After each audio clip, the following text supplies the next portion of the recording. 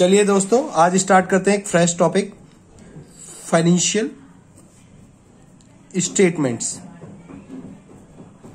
Financial statement क्या होती है?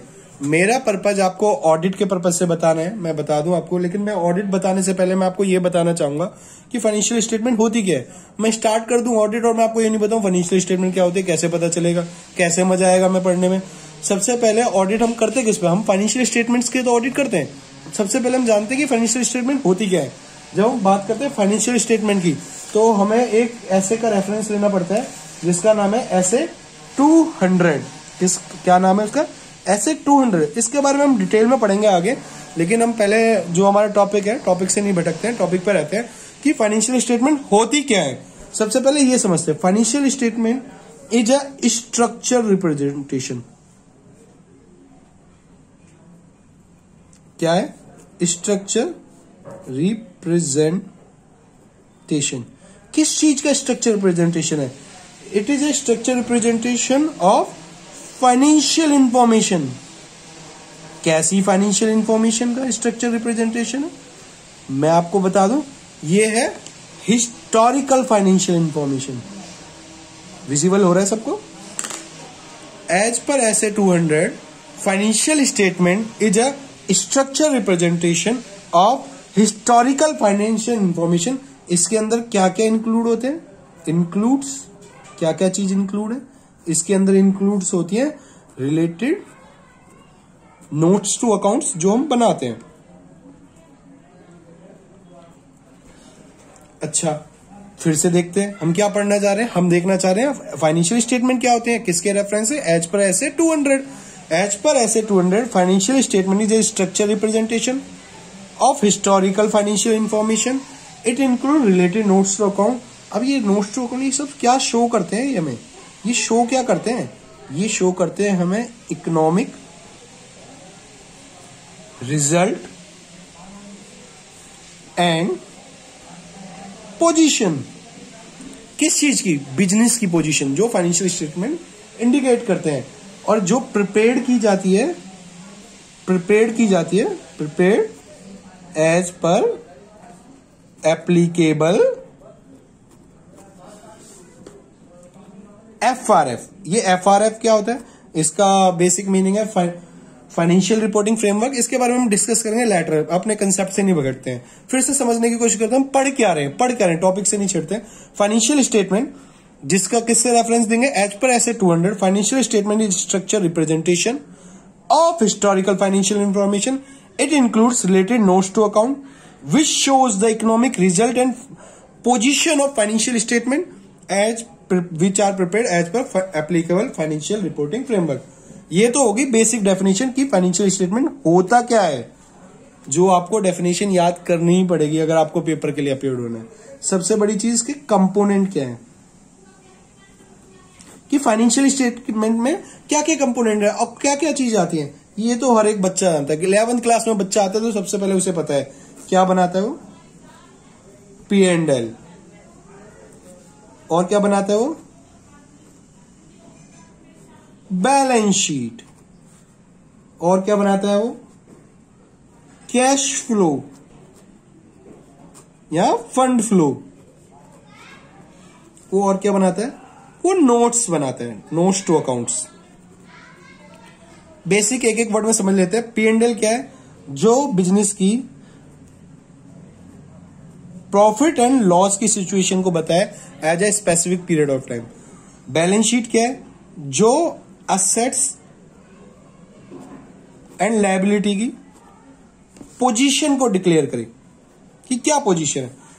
कैश फ्लो और फंड फ्लो क्या है? जो टोटल फ्लो बताए किसके अंदर? ऑपरेशन के अंदर, ऑपरेशन ऑफ बिजनेस में फ्लो कैसा है। और notes to account, it is a part of disclosure as per schedule 3 of companies act 2013। ये हो गया बेसिक। हमने क्या पढ़ा था एक बार देखते हैं क्विक। फाइनेंशियल स्टेटमेंट जो कि structure representation of historical financial information का, जिसके अंदर इंक्लूड्स होते हैं नोट्स टू अकाउंट्स। एक वो क्या शो करता है? इकोनॉमिक रिजल्ट एंड पोजीशन, जो प्रिपेयर की जाती है as per applicable financial reporting. Component क्या है? P&L, balance sheet, cash flow, notes to account. अब बात कर लेते हैं हम इसकी, कि इसके यूजर्स कौन है। यूजर्स किस चीज के users? Users of financial statement. कौन कौन यूज करता है भाई? अगर ढंग से सोचा जाए, मैं एक बिजनेस ओनर हूं, मैं कौन हूं? मैं एक बिजनेसमैन हूं। मेरी बुक्स तैयार हो रही हैं, मेरी फाइनेंशियल स्टेटमेंट तैयार करें, तो सबसे पहले कौन देखेगा? मैं खुद भी देख सकता हूं, ऑनर। मैं क्यों देखूंगा? अगर मैं ऑनर हूं तो मैं देखूंगा भाई मेरा जो बिजनेस है वो प्रॉफिट में है या नहीं, परफॉर्मेंस कैसी चल रही है इसकी। और कौन देखेगा? अगर मैं बिजनेसमैन हूं तो मेरा मैनेजमेंट को फाइनेंशियल स्टेटमेंट देखना बहुत जरूरी है। वो डिसीजन लेते हैं डे टू डे एक्टिविटी का, वो अगर फाइनेंशियल स्टेटमेंट, वो उन्हीं को पता है मेरा कैश कितना नेगेटिव है, मेरी सेल्स कितनी बढ़ रही है, मेरी बिजनेस की पोजीशन क्या है, वो डिसीजन लेंगे, टैक्स पे वो पे कराएंगे, जो भी लीगल फॉर्मेलिटी है।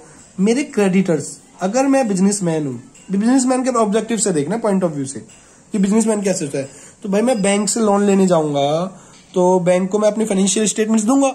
वो क्या चेक करेंगे? वो सब यूजर्स है, मैं क्या वो कौन कौन यूज करता है उस बैंक फाइनेंशियल स्टेटमेंट को, वो देखेंगे मेरी क्रेडिट वर्थनेस कि भाई हम इसको पैसा देने चाह रहे हैं, ये तो खुद बर्बाद हो रहा है, हम अपना पैसा क्यों फंसाएं। सबसे बड़ी बात तो यही है कि अगर क्रेडिटर्स या लैंडर्स, आधे लोग इसे लैंडर कहते हैं, लैंडर्स मेरे फाइनेंशियल स्टेटमेंट चेक करेंगे कि वो मेरी क्रेडिट वर्थ चेक कर सके कि भाई मेरे बिजनेस की वर्थ कितनी है, मेरे बिजनेस की देगा क्या। कस्टमर भी चेक कर लेते हैं। आप सब बोलोगे सर ऐसा तो होता नहीं है, मतलब सर मैंने रिलायंस जियो का सिम रिचार्ज किया था लेकिन मैंने उनकी चेक नहीं करी। अरे क्या हो गया, आपने चेक नहीं करी? बाकी अच्छे कस्टमर चेक करते हैं, आप नहीं चेक करते तो क्या हो गया? करके देखना।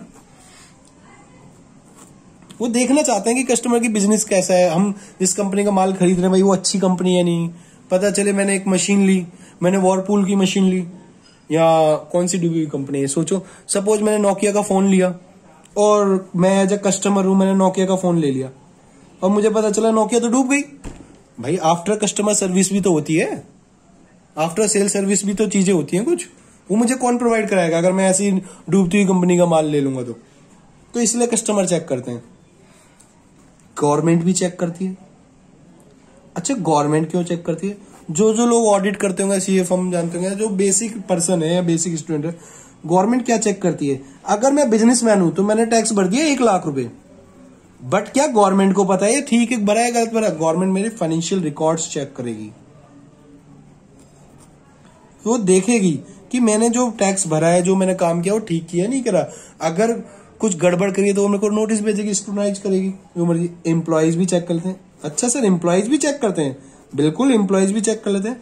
भाई अगर पता चला दिवाली का टाइम है और सेल बूम हो गई और एम्प्लॉयज को मैं कह रहा हूं नहीं ये तो पैसा ही नहीं है, पैसा ही नहीं है, हम तो कंगाल हो गए, तो एम्प्लॉयज बोलेंगे कैसी बातें कर रहे हो सर, फाइनेंशियल स्टेटमेंट्स पढ़ी हमने, पिछले साल 1 करोड़ कमाया था, इस साल 2 करोड़ कमाया, हमें बोनस बांट दो जरा। तो employees bonus, salary, wages in सब के पर्पज से देख लेता है। बाकी कुछ अपने बेनिफिट्स होते हैं सब एम्प्लॉयज के। कौन करते हैं? Research analyst,